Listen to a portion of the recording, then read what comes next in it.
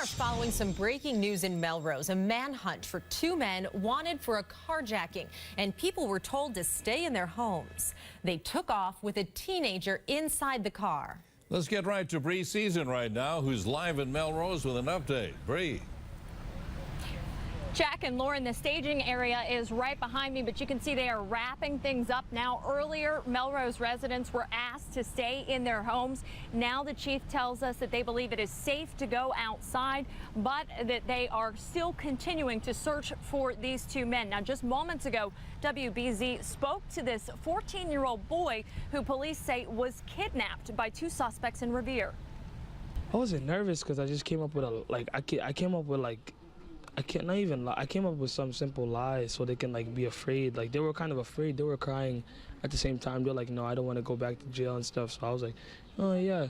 And I was like, oh yeah. They will find you and they'll get you. And then they kept on being scared. And then the big fellow was like, oh yeah, okay, let's stop the car. And they stopped it right there.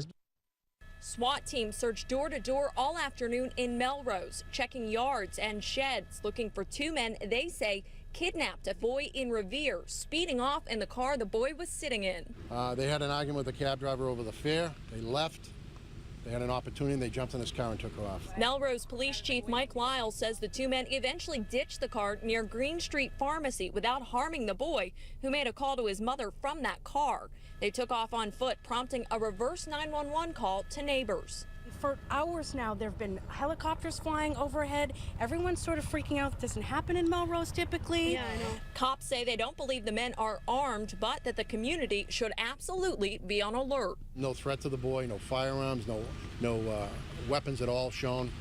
We believe it's obviously these two individuals are considered dangerous. Now, the young man, Evan, did provide police with a fairly good description of these suspects. This is who police want you to be on the lookout for. A 30-year-old man, somewhere in that age frame, dark brown hair, slicked back, wearing a pink collared shirt and khaki shorts. Then the second man is described as mid-40s with salt and pepper hair, with a 5 o'clock shadow on his face and black pants. If you see anything suspicious, you're asked to call 911. Live in Melrose, Bree Season, WBZ News. Lauren, back to you. Bree, thank you.